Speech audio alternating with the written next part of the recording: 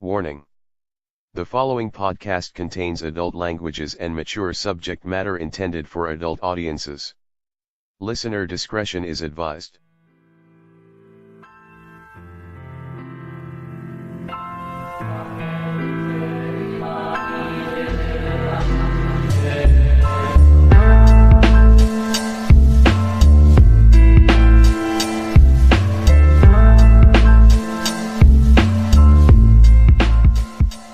This is Rancid Readings, episode number 1, January 5th, 2016. I'm Pigeon, and this is Arcade. A real dinosaur.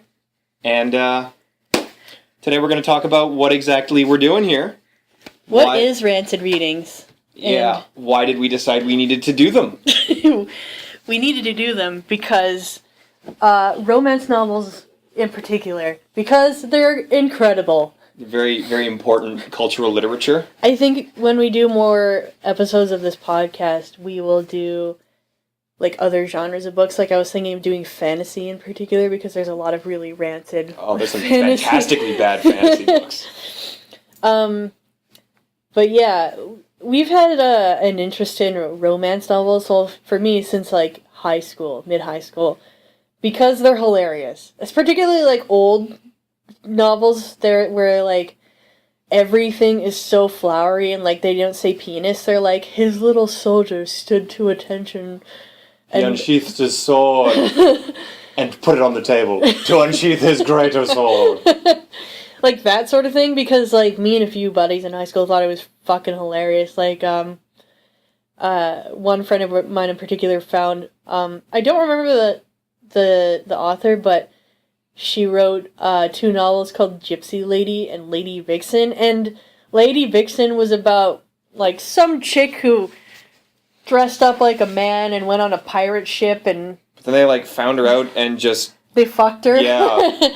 The captain's name was, like, Saber. Yeah, and he had sparkling amber eyes. Every single character had sparkling amber eyes, and it was literally on, like, every other page. Described in those words every single time. It's his sparkling amber eyes looked her over. Yeah, so this shit is fucking golden, and then it really escalated when we found this novel. Well, I guess excerpts from a novel online called Silk and Steel.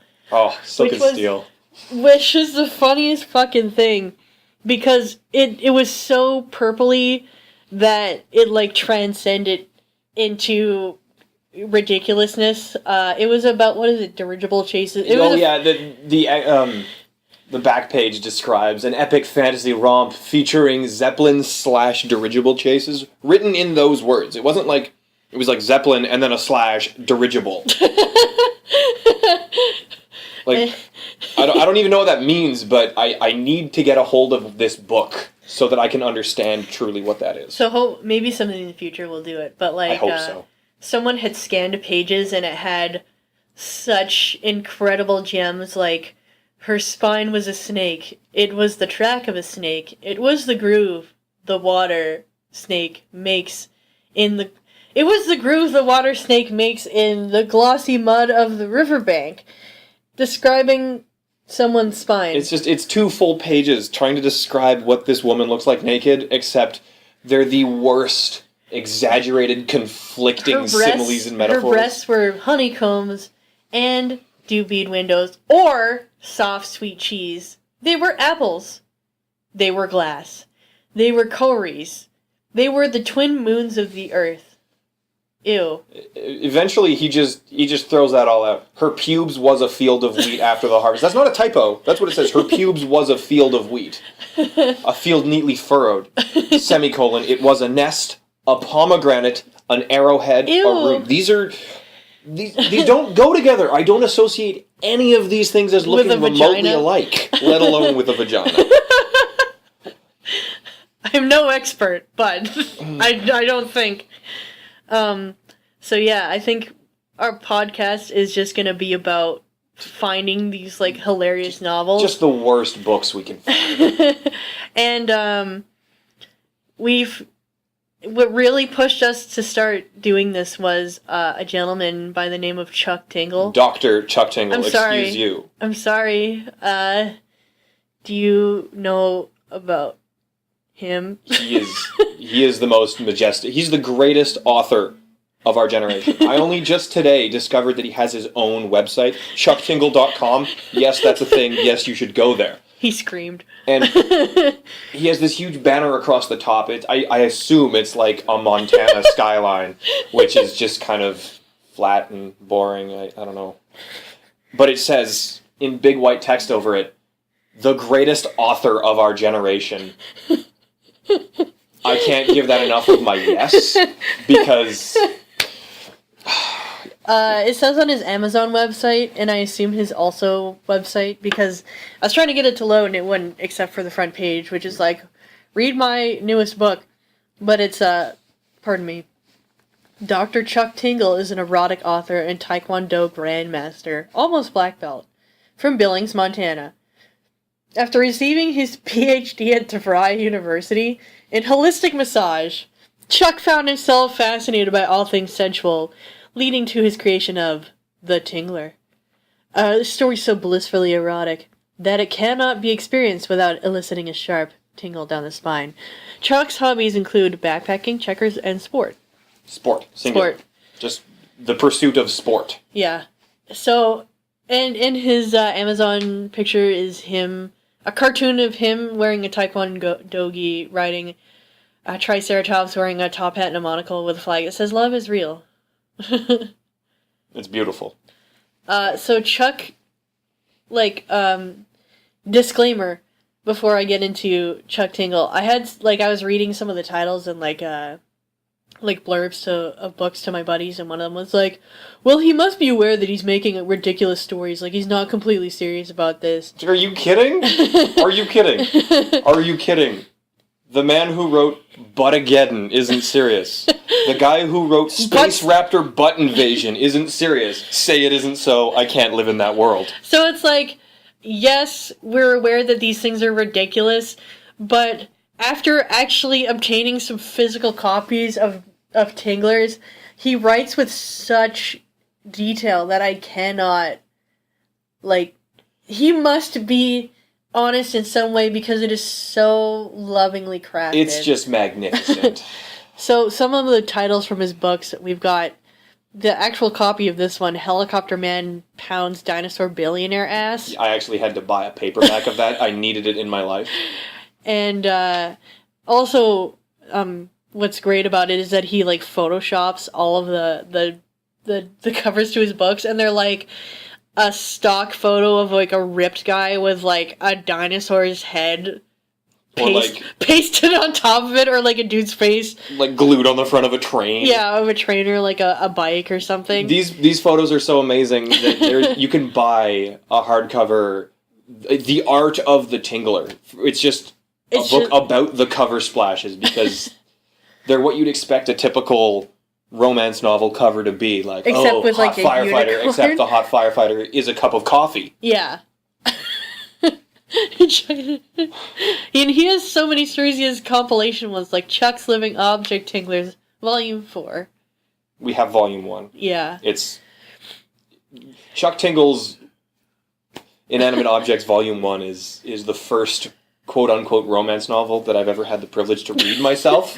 And yeah, you were never into romance no, novels. I didn't get into it when everyone else was back in high school, and I sorely regret that because my life has been missing something majestic. Bigfoot pirates haunt my balls. Turned Gay by the Living Alpha Diner. That's a good one. I think I might buy that one. I hope we get that one. That one can only be amazing. I'm trying to think of other actual romance novels that I own, but the thing is that they have such generic names like Flower of the Southern Sea and stuff like that. And then the covers are all the same. They're always a dude holding a chick, and she's all and his shirt's open, and he's got an she's eight-pack abs. She's swooning, and there's flowers around them and shit. Really soft lighting. Really soft lighting. Usually it's painted, but sometimes it's photoshopped hilariously. The Photoshop ones are the best. I kind of like the painted ones too, like the Fabio. Oh, yeah. And I remember reading one in particular, and it was about a chick who went to the Caribbean to escape her oppressive family who wanted her to enter an arranged marriage. and she meets this guy who's like a pool boy down there, but he's also white, and it was like her body coiled around him, and her breasts sprang to attention, and I was like, what? The actual boob, like, the actual boob sprung to attention. That does not sound comfortable. No. So that's why these romance novels are freaking hilarious, and Chuck Tingle just takes it to the next level. It's some top tier stuff. So we have Chuck's living object. Tinglers, did you want to like go into that or talk about something else? We can go into the living object tinglers because the first of there's 3 tinglers in here, and first let's cover the dedication of this book. These books are always amazing. There's a nice little quote on the inside cover from Chuck Tingle. Of course. And in this beautiful italic font, it says, "Ever think about a plane in a kissing way? Me too, hotshot. Get in line, Chuck Tingle." And what a magnificent man. When I read that really resonated with me. It's like, I'm not the only one, Chuck. You're my soul animal, Chuck Tingle. The acknowledgement for this book is, thank you, Barbara, my sweet, sweet angel, who was taken from us too soon on that cold December night. Oh God, why did you take her from my loving arms? No thank you, Ted Cobbler, who's a real snake in the grass. This guy, everywhere you look, this guy, he hates Ted Cobbler. I don't know who Ted Cobbler is. I hope he's a real guy. I hope there is a Ted Cobbler out there feeling dejected because Chuck Tingle just slams him in his hit books. You should be ashamed, Mr. Oh, Cobbler. Chuck Tingle told his fans I drive too fast. Oh, Chuck told his fans on Twitter that I stole a dog, but I just bought a new dog. By the way, Chuck Tingle's Twitter is fucking amazing. Like his Bing searches, his Bing searches show up on there, and it's classic Bing searches. Bing search: Alex Trebek hosting a show with 3 smart wieners inside his butt, telling them questions and coming with buttholes for eyes. I want to know how he comes up with this. I want to find the source of his inspiration. What kind of eldritch force does he tap into? Bing search: cartoon name of Aladdin shaking and drolling with Genie and Lamp inside his open butt wishing to be made of wieners full movie. I would produce that. I think it might be a porno somewhere. Oh my God, I hope so. As a concept of time, I cannot eat spaghetti, only allow it to pass through me from the present, so that's the wrong present. Presence to the future. Presence plural. This is the way of all time, but... Oh, right. He decided that he was no longer a person, but the incorporeal concept of time. Yes. Yeah, he is the concept of time. Yeah, I had trouble getting out of bed this morning, guys. I'm not the physical man, but a concept called time. Already facing difficulties with this transition. I feel like he's just making fun of Caitlyn Jenner with this. Possibly. I feel like this is just... Yeah. And now... No, Caitlyn Jenner's gonna sue us. Lots of weight loss misconceptions. That is not how That's not how you spell weight loss. I've never seen weight spelled W-A-T-E. As a doctor, all caps, I recommend at least 8 glasses of chocolate milk a day in year name of 2016. Chuck Tingle must not be from Montana. I hope he is, and he just doesn't care. Good. He just types all these with, like, one hand while, like, pounding 5 beers with the other. You know, like how I type. Yes. How we all type. Yeah. Deep inside. Deep inside. So, getting back to the actual physical book that you own. The one that I'm holding in my hands right now. So, the first short story contained within this book is... Goodness. And this title is all in caps, which I'm assuming means I have to yell it. Do you want to yell it? Frequently. Okay. Frequently. Whenever I'm talking about Tinglers, I find my voice escalating. I can't talk about him without getting excited because, by nature, the Tingler is sensual and erotic. Fair enough. But this story is called, I'm Gay for My Living Billionaire Jet Plane. Yes, you heard me right. Please yell that louder so all of your apartment mates can hear you. I don't want my neighbors to hate me that much. So am I just gonna read this? Just, like, for our hopeful new listeners, please just read some. Okay. It's rare for our relationships to turn out how we expect them to. As we go through our lives, people come in and out seemingly at random, changing and shaping us as we travel along together in this crazy mixed-up world. Your best friend one day can, somehow, become your mortal enemy the next. Lovers drop off the map, fade into the past. Coworkers show up years later, and suddenly you find yourself married with 2 kids and a white picket fence. The same goes for objects. There are plenty of things that I've dropped a lot of money on that no more than a few months later become worthless to me. But what if there was an object that caused your interest to change in the opposite way? Instead of becoming old and boring, it became more valuable as time came on, till one day you found yourself falling deeply and uncontrollably in love. Sounds crazy, I know. After all, love is for people, not things. It's exactly what I thought, until I met Keith. And that kind of sets the tone for all of these living objects. They're always, like, very serious. Well, even like, the Dinosaur one, which is the one I own, it also opens like that. The only one that we haven't looked over beforehand is Helicopter Man Pounds Billionaire Dinosaur Ass. That's his first full-length novel. The rest of these are 10-page short stories. That's a full 100-page book. A full 100. Quote-unquote full. So how does he get to the train, or to the train, the or jet plane? How does he fuck the jet plane?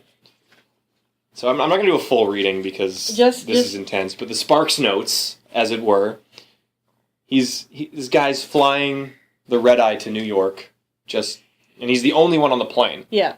Okay. I feel like that'd be... Because a red-eye to New York wouldn't have a lot of people on it, question mark? I feel like there's, like, the cost wouldn't be worth it to fly a plane with one person on it all the way there. I don't know. No, it's a little wasteful. But, guy's the only person on the plane. Stewardess keeps, like, giving him the tiny bottles of vodka and gets him sloshed. Then the jet starts talking to him. Back to the book. Yeah, I gotta read this part because it's like... He's sitting in the cabin and there's all this turbulence and he's freaking out, and then a warm, reassuring voice sounds throughout the cabin. "Hey man, it's gonna be alright," the voice tells me. I look up, trying to discern where exactly the voice is coming from. It's too clear to be the pilot over the loudspeaker. There's nobody else nearby who could have said it. "Hello?" I ask. "Who's there?" "Keith," says that voice warmly. "It's nice to meet you." I nod. "I'm Alex, but I still don't know where you are." Keith laughs. "I'm all around you." I look up and down, then back over the seat behind me. Nobody's there. "I'm not quite sure what you mean," I tell the voice. "I'm the plane, you goof," Keith says. You goof! Suddenly, I completely understand, kicking myself for not figuring it out sooner. Of course, right? Of course, right? Of course. How silly of him. God, you should have figured that out. Of course, I say, trying to hide my embarrassment. Yeah, sometimes I'm such an idiot. "Whatever, bud," Keith tells me. "People get confused. Is it the pilot? Is it the plane, you know? I get that all the time." "Yeah?" I ask. "Sure," affirms Keith. "I totally get it. You don't have to be embarrassed." It's like, that's too natural of a conversation to have with a jet plane. Of course it's the jet plane. Of course it's the talking. plane. The plane just wants him to feel comfortable. It's just a little turbulence. He's gonna be fine. So the plane and him just kind of start flirting, and then... How does that go? Do they just talk? They just kind of talk, and then they land, and the plane's like, "Hey, this is a bit of a long shot, right? But you want to hang out?" And the guy's like, yeah, that sounds great. Because, you know, you get asked out by a plane, you don't say no. Fair enough. A plane. Oh! The plane also mentions that he's a billionaire because he counts cards in blackjack. He's a plane he's an airliner on the side, but mostly he makes his money playing blackjack. Yeah, because there's no competition. No, well, I mean, what other planes play blackjack? Have you ever met a blackjack playing plane? I can't say I have. Yeah, no, exactly. Right. So, plane asks him out. He's like, "Oh, I'll get the captain to give you my address." So our buddy just kind of drives up to this mansion out in the hills, and the gardener is just hanging around like, "Oh, hey man, you're here to see the plane? He's in the back." I feel like that's really racist. That's a little I'm not okay with that, I'm sorry. I didn't mean it. So the guy pulls up, and the gardener tells him, the plane's around the back. So he goes to the back, and there's this huge swimming pool, and there's a plane. The plane is just lounging. They describe the plane as a lounging. So please imagine a lounging. I don't know what that entails. They don't even really describe it. No. Yeah. No. So Welcome, says Keith, who's lounging on his back by the side of the pool. So just imagine an upside-down plane beside a pool. Maybe in a pool chair. This only gets better. The second that I lay eyes on the incredible silver plane, it's hard not to stare. He's shirtless, revealing an incredible set of abs, unlike anything I've ever seen on a mere human man. Oh my god. The plane definitely knows how to take care of himself. Like, everything in these books has abs, too. Except for everything. Except for the color-changing dress. Okay, I haven't read that one yet. I skimmed over it. Maybe in another episode. That's exciting. But he shows up at this plane's place. They hang out. They talk about counting cards, and they have like. Okay, so people listening to the podcast are about to get like into the explicit like man on plane action. So please look out. It's vivid. Send your children out of the room. Yeah. They bullshit for a bit. They talk about counting cards, and they have the most natural instant connection possible. Oh, of course. And then the plane gets him to lotion him up with suntan lotion. Because the plane needs it. Like, my favorite part about this is, like, as you read this, it starts to, like, it starts to fade away that he's a plane, and it kind of just goes into a natural conversation. And then you get lines like, "Sure," says Keith, with a shrug of his massive wings. And they just snap you back into the fact, like, no, this is a man about to fuck a plane. So he lotions this plane up, and he's, like, going lower and lower. And then it's like, and that's a plane dick. Is that really how it is in the book? Yeah. Do you like that? I ask, my breathing heavy and my mind tense with gay lust. My mind tense with gay lust. There's no bob and weave here. That's the sucker punch right there. Yeah, Keith says. Keep going. Lower. I rub down even farther across Keith's oblong body. Because he's a plane. Did you forget? Suddenly noticing a rather large protrusion from his otherwise smooth hull. Now that I'm up this close, I can plainly see it's a massive cock and balls. I freeze. Something wrong? Keith asks, a slight tremble in his voice. No, I tell the plane, then try my best to collect myself. This is the moment, right here and now, that my life could change forever. I take a deep breath and wrap my lotion-covered hand around the jet plane's gigantic cock. Ew. Keith lets out a long groan as I begin to stroke him off. Fuck yeah, the plane tells me. Stroke that fucking dick. I do as I'm told, getting to work with the best hand job of my life as I rapidly beat off my gay lover's rod. It's like, and it just gets more and more vivid. Do it! Just do it! I'd never even considered hooking up with a plane before, but now that we're deep in it, I know that this was the right choice. I'm hornier than I've ever been. My body literally quaking with desire as I service this massive living machine. Because, by the way, spelling and grammatical errors are a thing. His editor just must be so into this. His editor is his son. Oh my god, that's not okay. You ruined it. It's because he dedicates it to his son in like the Dinosaur Tanglers, I think. God. Next episode, Dinosaur Tanglers. Yeah. It's not long before I've completely lost control of myself. The simmering gay lust boiling over within me as I open my mouth wide and engulf Keith's fat cock. Ew. I bob my head up and down across his shaft for a moment and then pull him out again, licking his dick slowly from the balls to the tip before shoving it back down my throat. Oh my god! Like, I can't imagine anyone, like, typing this on a typewriter, like, yeah, this is fucking shit. Some gay bro on plane action. And, like, the person that I talked to was all like, like, he's, like, not being serious. Like, this is some explicit, like, content. Like, he must have had a lot of gay experiences. Like, whether or not he's writing about a dude fucking a plane, like, this is pretty vivid. Yeah. Please keep going. Keith is pumping back against me as he places his wings on the back of my head. Because he's a plane. Guiding me up and down his massive length. There's something vaguely alarming about the way that this massive machine controls me, but my submission to the powerful plane is too arousing for me not to enjoy it. I want to be his gay human play toy. A hot piece of ass meant for nothing other than sexually servicing a giant, ripped plane. Because they have to come... He just keeps reminding you that he has abs and that he is a plane. Because, planes have abs, right? I know. Like, oh, you don't ever find yourself checking out that sick passenger plane's, 8-pack as you're climbing on board for a flight to Calgary? I was gonna say, well, maybe if you go on Fur Affinity, you probably find planes with abs. I really don't want... I killed it. Go. Soon enough, I find myself taking Keith's cock so deep into my throat that he's pressing the limits of my gag reflex. Ew. I'm not ready for the plane's sheer size, and moments later I come up sputtering and gasping for air. Do you like that cock? Keith asks. I fucking love it, I tell him, cradling the aircraft's balls while I try to collect my senses. Ah.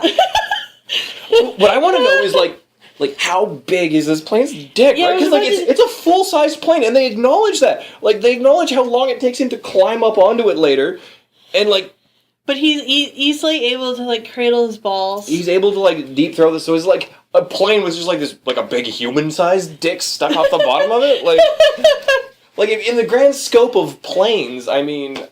It's just like this tiny little, like, dick hanging off the bottom, but, like... I mean, I guess if you're fucking it, it's huge, but, I mean...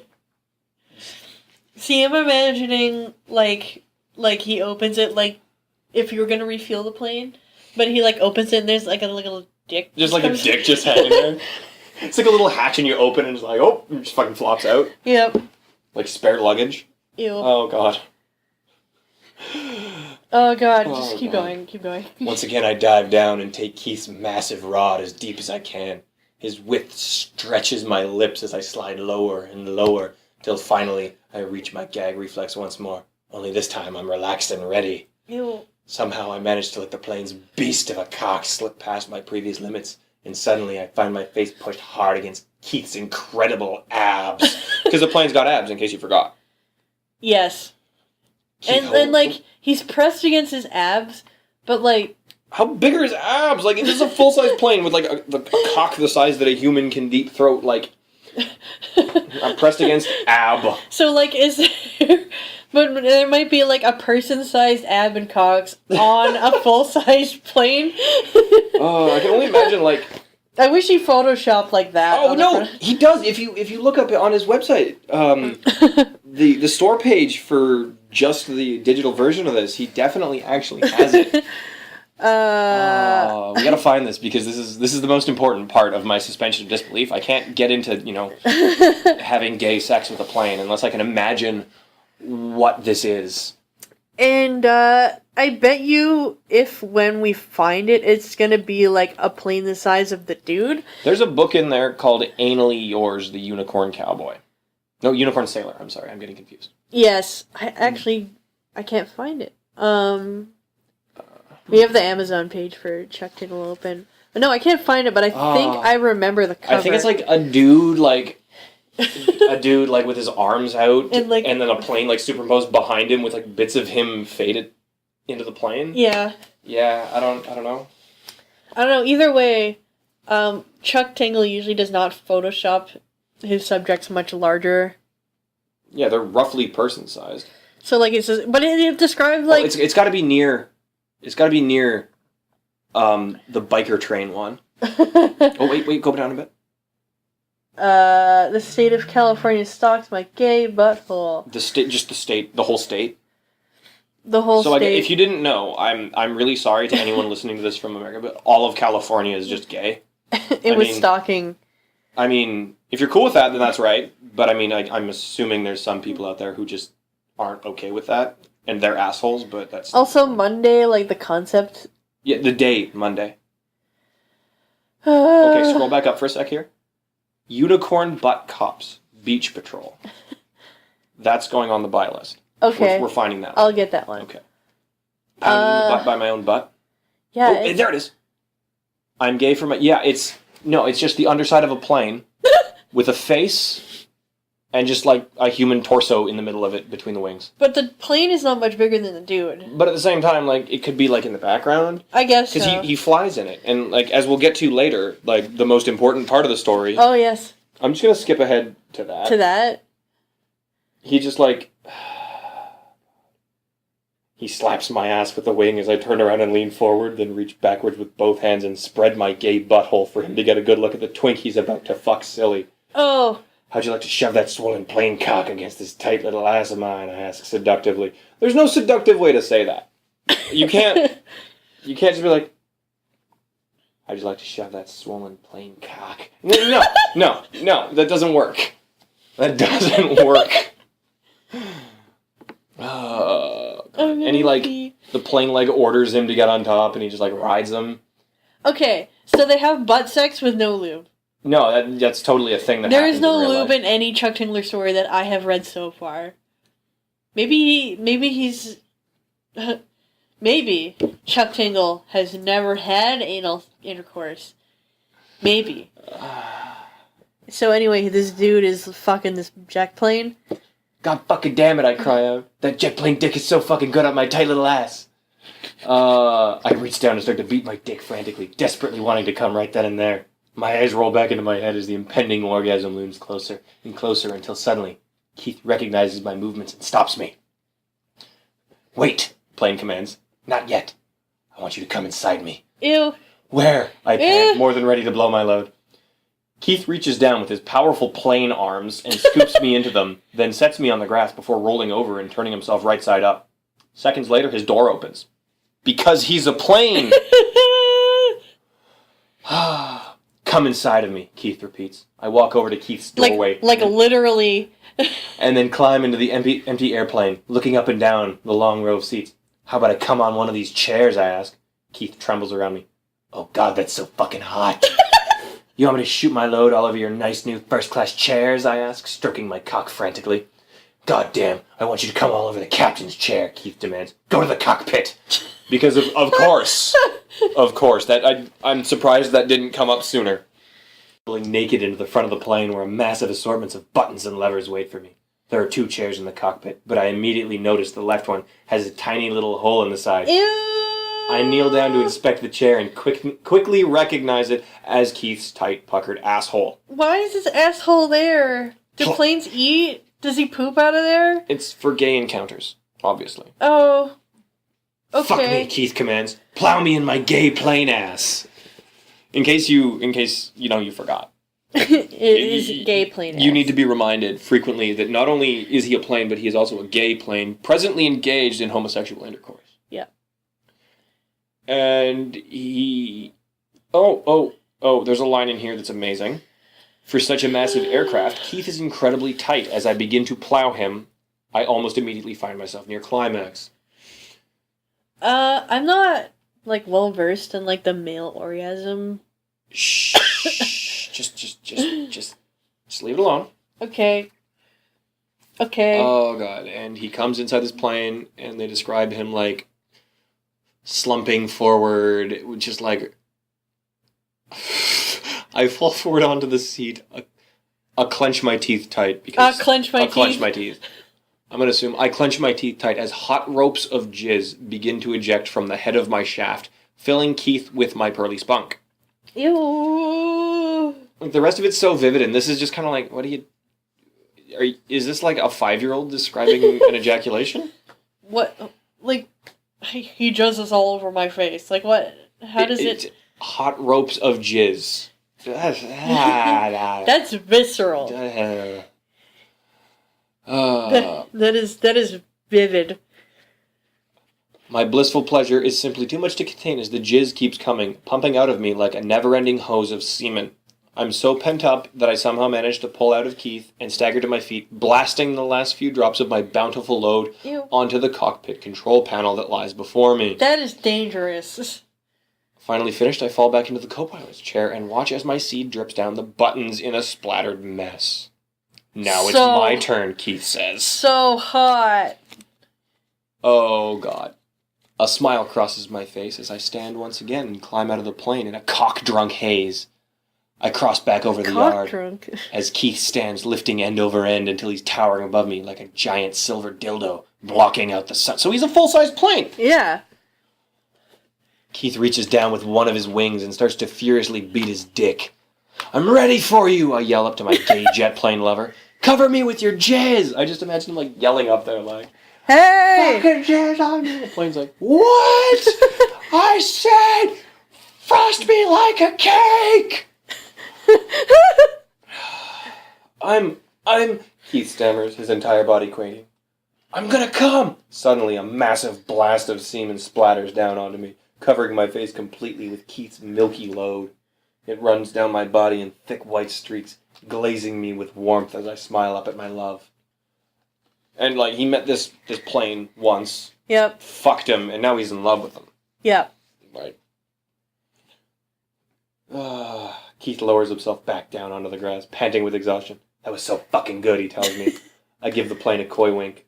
The best I've ever had. Oh. So he's like an extra in a porn now? That was the best I ever had. Oh. After heading inside to wash up, the rest of the evening is spent hanging out by the pool and playing blackjack. Oh, I forgot the most important part. What did you forget? The part where he shows up and the plane has this mansion and he's lounging by the pool and he's like, it's a pretty nice mansion you got there. And the plane's like, I wouldn't know. I'm a fucking plane. I don't fit inside. He's like, yeah, he's got this sweet mansion, but he's a plane. What does he do with a mansion? He has it because he can? I guess so. I mean, jet fuel ain't cheap. You gonna be okay?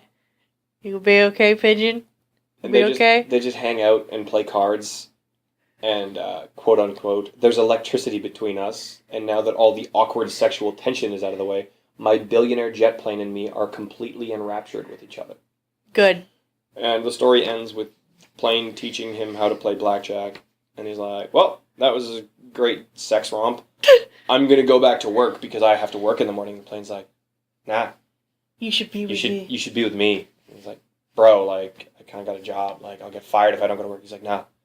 You're so good at blackjack. Become a card counter like me. And then they fly away to Vegas. The end. Are we driving or flying? I joke, leaning over and kissing Keith on his nearest jet turbine. First class from now on, says Keith. First class from now on. Yay! Yeah, that was a thing. Yeah, so Chuck Tingle is pretty amazing. I know you left a lot of, like, the really, really graphic stuff out. Well, some of it. Some of it. I think that the living object tinglers are hilarious. They're so funny. The next one in there, what's the exact title? I don't want to paraphrase this. This has to be perfect. Yeah, let's talk about that one. Trained by the living biker train. So it's a train, but it is also a biker. Yeah, it's a cross-country train, but it's also a biker. So it, like, rides a bike? Yeah, somehow. Like, the guy goes on a date with this train, and the train picks him up on its motorcycle. And, like, it rolls up, it picks him up, and it's like, hop on the bike. You gotta sit in front of me, because, like, there's no room behind me, because I'm a train. Because I'm a train. And I stretch back for 3 blocks. And it's like, oh, yeah, no, that makes sense, yeah. So the guy gets on, they go to, like, dinner at this restaurant, but the train has to, like, book the whole block because he's a train. Yeah. He has to shut down the whole road because, I mean... He's a train. He's a train. So, like, does the train also have, like, sexy abs and stuff? I don't think they ever mention the train has abs, but they do describe his, like, cold, black, metallic face. And I think, like, black as in, like, literally it's a black thing of metal. I don't think that the train has, like, a racial identifier. But what were some of the highlights from that story? The highlights of that story are... they go to dinner, and they have, like, the most amazing natural conversation ever. And they're just, like, so into each other. The main character is a novelist working on his sophomore book. His first book was so successful, and now his publisher's breathing down his neck for another, so he doesn't have inspiration, so he goes on a cross-country trip. He's like, well, I can't drive and write, right? And I can't just hop on a Harley and write, so I'm going to take a train. So he just, like, hops on a train, and he goes and he starts writing. He's doing okay, and then every city they stop at, he keeps seeing the same motorbikes, just, like, hanging around. It's like the exact same motorbikes. He's like, are we being, like, stalked by bikers? What's up? He asks the conductor, and the conductor's like, no, those are the train's bikes. They're pretty sick, eh? The train's a big bikehead. You should go talk to him. And so the guy, like, oh, yeah. Silly me. I should have guessed. So he sits down in his cabin, and he starts talking to the train, like, you got some pretty sick bikes. And the train's like, oh, you're that dude who wrote that awesome motorbike book that I've read so many times. Because I am a train who does things that humans do, as all trains do. Yeah. And the train's just, like, totally into him because he's, like, wrote a book about they bikers. had dinner, and then they just, like, immediately Yeah, the train's talking. like, you want to go back to the train yard? And he's like, fuck yeah. So they go to the train yard, and they just, like, fuck. And it has probably one of my favorite scenes in any single book I've ever read ever. Do you want to describe it?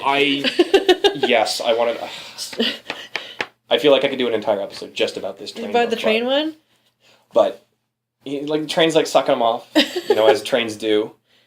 And he's describing the feeling of his, like, balls slapping against the train's metal train face. Again, I am not versed in the male orgasm, but, like, dude's balls do not hang that low, do they? They can. They can? Yeah. Okay. If the train's taking it that deep. Fair enough. Yeah, but train's sucking him off, and then dude, like, pulls out, and he's like, it's your turn. Where's your dick? And the train's like, it's at the back. And the guy's like under the caboose, he's like, yeah. And so, like, pantsless, fully erect, the dude's like, got it, and sprints, like, 3 blocks. With an erection? Yeah, he just sprints 3 blocks with an erection to get to the back, and he, like, crawls under the train, he finds this train's train dick. Or, they describe it as his magnificent train hood, which is probably one of the best things I've ever read. I'm gonna pee. And, so he just, like, crouches down and, like, shuffles himself back until he's, like, on the train dick, like, against the ground. And, like, he describes, like, his hands, like, digging into the gravel. Ew. And I don't know if you've ever, like, went hands and knees on gravel. It's not comfy. No. Doing it naked with an erection is, like, the worst. I've never done that, but I never want to, because I can only imagine how bad that feels. Like, I have fallen into gravel. It's not good. It's not nice. You're picking, like, bits of stone out of your cuts for weeks. But this train fucks him, against the gravel. So I'm just imagining, like, a full-size train just, like, rolling back and forth. Exactly. Oh my god! Exactly. It's, like, rolling back and forth on the tracks, like, ever so slowly. And then it, like, comes in his ass, and then the train's like, it's your turn. You ever had an orgasm at 100 miles an hour? Oh my Actual god. quote. And the guy's like, I don't know what you mean. And so the train, like, with its beefy train arms. Because it has beefy train arms. It holds him with one arm, like, against its face. And it, like, gives him a rim job while it beats him off, pinned to the front of the train, driving 100 miles an hour down the track. And, of course, he, like, comes and it, like, splatters all over the train beside him. God. And then with that amount of detail, too? It, like, splatters against the train beside me. And then they, like, stop in a field and they kind of, like, roll over and, like, holy fucking shit, a train just fucked me.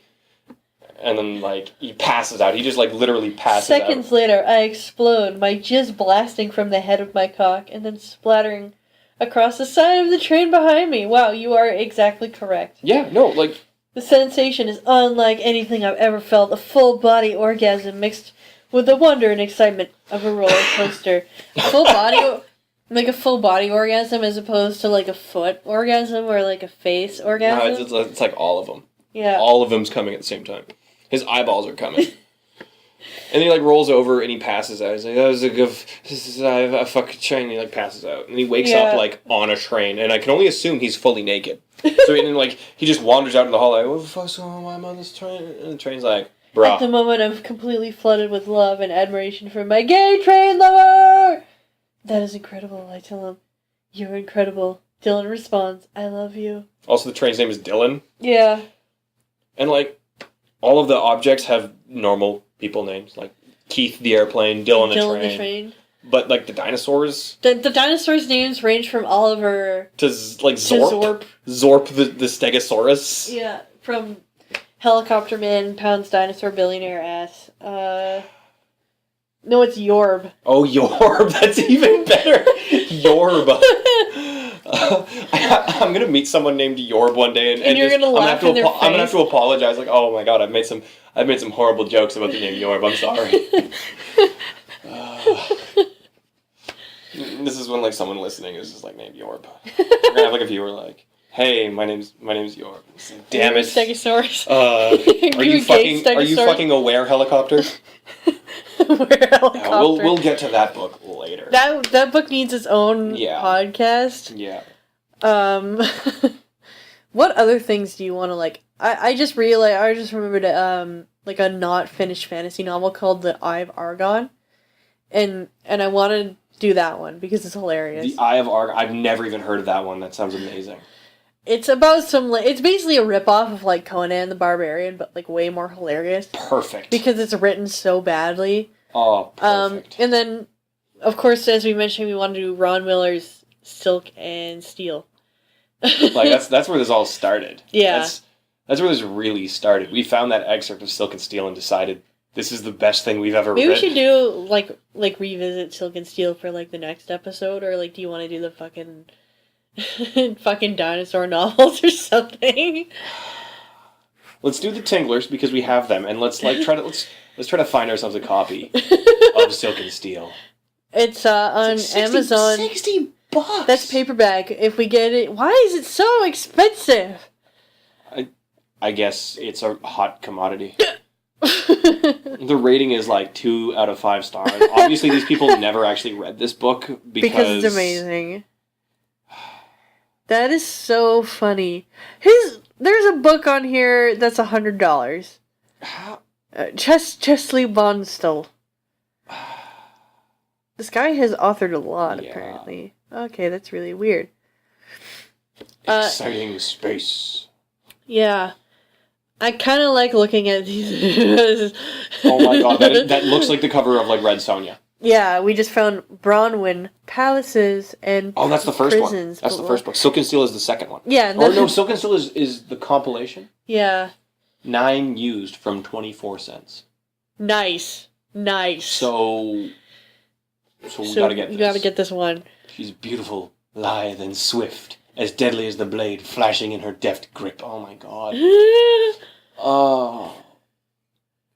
She is Bronwyn, and her name strikes fear in the hearts of the depraved, courtiers feasting like jackals on the corpse of her father's kingdom. Her brothers rule the land, but a ruthless maniac is the puppet master behind the throne. To save her kingdom, Bronwyn must enlist a rebel force of gypsies, and giants, peasants, and pirates, mountebanks. I don't even know what that is. And changeling spies. They are an unlikely assortment of heroes, but they are the last hope in the fight for palaces and prisons. I feel like Silk and Steel is the better one because it has Zeppelin/dirigible chases. And as you mentioned, the cover does look like something from Red Sonja. It's like a amazing painted thing. Yeah. Is she wearing like a Confederate uniform from the American Civil War? You know what? We'll do Silk and Steel or the Bronwyn stuff pretty soon because we're approaching oh my god our time limit. Yeah, it looks like so I think I'll just like tandem record more stuff, but I want to keep the podcast an hour because that's a listenable rate. Yeah, that's pretty long to listen to us ramble.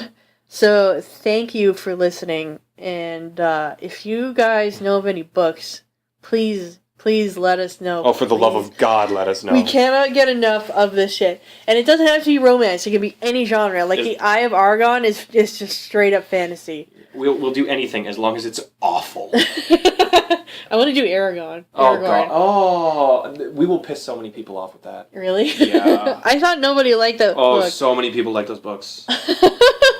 The movie was terrible, but I've heard the books are fantastic, so... Well, the movie had John Malkovich in it, so of course it's going to be terrible. Yeah. But anyway, goodbye. Goodbye.